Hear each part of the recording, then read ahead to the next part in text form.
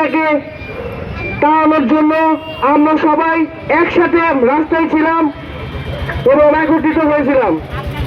আপনারা জানেন এই বিজয় খুব কষ্টের বিজয়।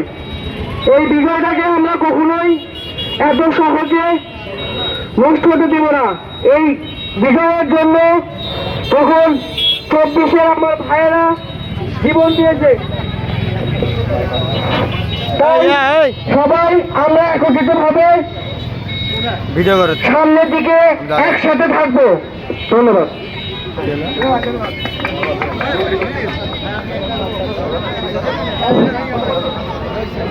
আসসালামু আলাইকুম। এ পর্যায়ে আমি একটা আহ্বান জানাবো আমাদের জনগণকে সংক্ষিপ্ত বক্তব্য দেওয়ার জন্য। বিসমিল্লাহির রহমানির রহিম।